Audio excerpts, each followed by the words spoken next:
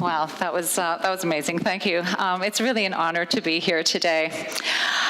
So I'm Elaine Kupser. I'm the publisher, owner, founder of Impact Magazine. My personal passions include family, business, fitness and health, of course, running, good friends, healthy food, cooking, nutrition, and a deep love for animals. So, of course, I'm vegetarian. Impact Magazine is a health and performance magazine, and we're leaning a little bit more towards aspiring women in fitness as we move forward in our 2016. We're based in Calgary, and we're also, as Jenna mentioned, we're also in Vancouver and Toronto now. Our mandate is to inspire all readers of higher levels of health and fitness and performance by providing you with relevant information by the best experts in their field, and aspiring stories of regular people doing amazing things as well. So my hope is that you'll find inspiration today to take a first step in whatever it might be. I read that there are roughly 35,000 to 40,000 steps in completing a marathon. And that's a lot of steps, and it does sound quite unachievable. But as cliche as it sounds, it's really just taking one step at a time. And eventually you will cross the finish line, whether you walk, run, crawl, or a combination of all of them. The most important part, as we've heard today, is taking that first step. And the same applies to business or anything that you're about to embark upon. I always like to say the difference between those that do and those that don't are that those that do. Sounds simple. But isn't it interesting how that we all have an auto no built into us, an automatic response that always seems to be no first? Here's an example. I'd like for all of us here to run a marathon together next May. See? And I was thinking, your auto no probably came on before I even finished saying that sentence, I'm sure. And, can't run a marathon, is too far, all the excuses. I hate running, of course. I'm not a big fan of running either, but I've finished a few marathons, and it's just more, it's I think, overcoming that no, and that yes, we can. That why we can't list is always so much longer than the why we can list. Perhaps it's a matter of changing your vocabulary and just turning the auto no response off. What harm could there be? Easier said than done, I know. But once you've made the decision to just do it, obviously the best slogan ever in history, you're golden. Put it in writing, start making notes, sign up to something, commit, start researching, and you'll see how quickly it becomes a reality. So I thought I would tell you today how I started the magazine 25 years ago.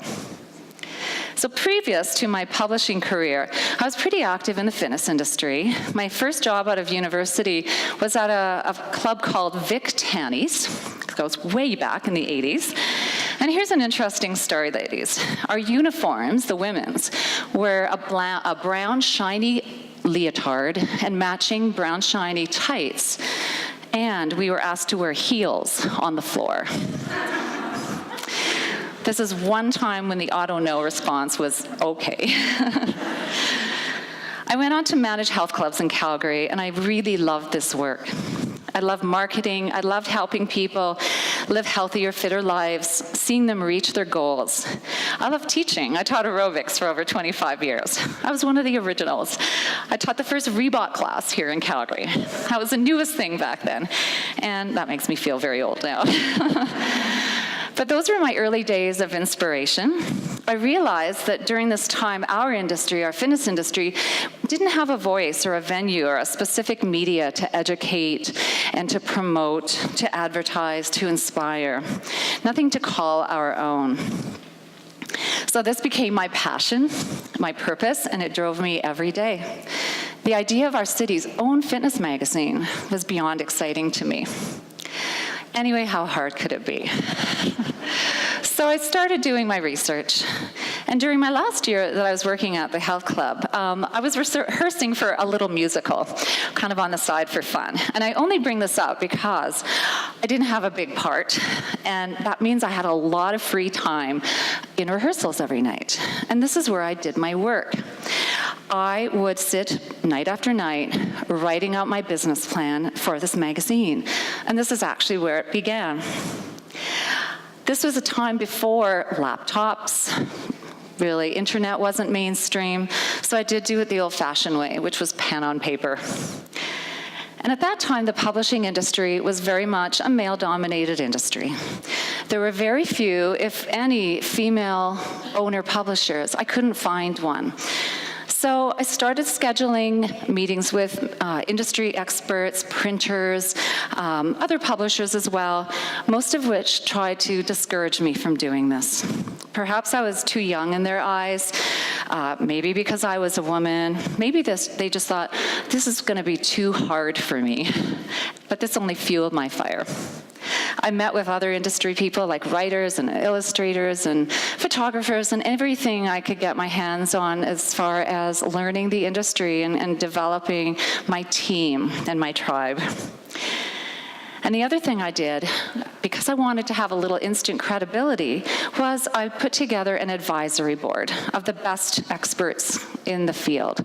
I don't know everything about health and fitness, but I wanted to find the best people that did. And I asked if they would support this new magazine with content and their name, and they all said yes. And many of them are still contributing today. So sometimes you just have to know when to take that leap of faith and jump in with both feet. And my moment came when the club that I was working at was about to be sold. And so I knew this was my time. I left my full-time job, my financial security, and took the plunge. And I was 29. So you can do the math now. My business plan, interspersed with verses of Fiddler on the Roof, appeared to cover it all. And this was going to be amazing. Our first issue's revenue goals seemed totally achievable. I brought on a first editor, a sales rep, a contracted out designers, and other creative people. We had one Mac Classic in a very small little office that we all shared. We were all ready to go and start pre-selling this magazine 6 months out, $5,000 in the bank, and a business card in hand. Now, something I didn't know at the time was that right around this time, there was a startup competitor to the Yellow Pages called the Purple Pages. They had sold thousands of dollars of advertising and went out of business right around the time that I was heading out to pre-sell my magazine. Many local people lost their initial investments, and there wasn't a lot of love in the air for the magazine or publication industry, especially another new one. So I needed to come up with a plan to gain the trust of our clients and our potential clients. I didn't have a magazine, I just had a lot of passion to show. As well, I needed to come up with a plan to find money to print the first edition. As you can imagine, this first issue wouldn't be cheap.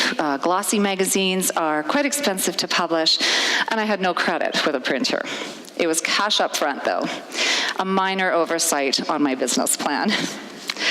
So I had two problems. I needed advertisers to buy advertising in prepay in a bit of a hostile environment, and I needed to come up with cash to pay a printer to get that first edition out. So here's how I did it.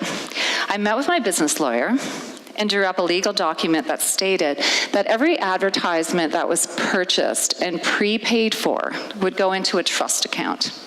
It wouldn't be touched until the magazine was released and printed and distributed and on the streets. Zero risk to the advertisers. The printer received a letter from my same lawyer that the funds were secure and would be released when the magazine came out. Money was there, but they first had to print the magazine. Zero risk to the printer. So problem solved. The first issue, all 10,000 copies of our inaugural 32-page magazine hit the streets, mostly delivered from the back of my minivan, thanks to some of my very trusting and generous advertisers who took a chance on something new. And a lot of them are still here today as well.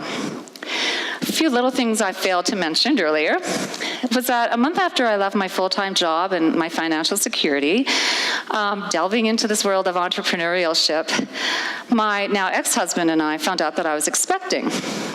So although it was planned, it just came a little earlier than I thought. It's a little glitch in the plan. So in the spring of '92, 4 issues in to publishing this magazine, my daughter Lindsay was born. probably the most important moment of my life, and I'm sure you can all relate. But it also launched the first and most important role, probably, of my life. Less than 1 year later, I was a single mother. My purpose was redefined, and my passion to succeed was greater than ever.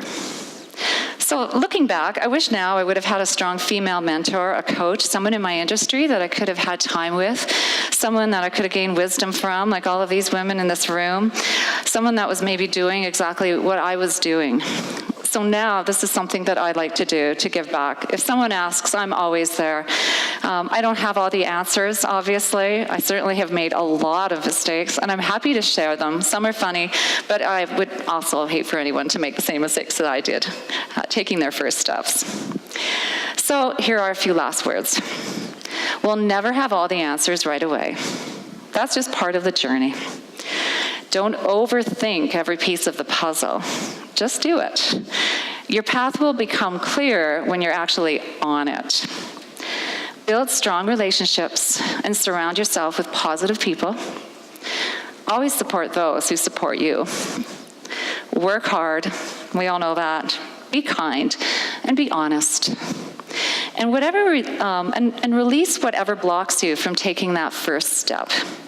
Turn off your auto no and change your answer to a yes. Thank you.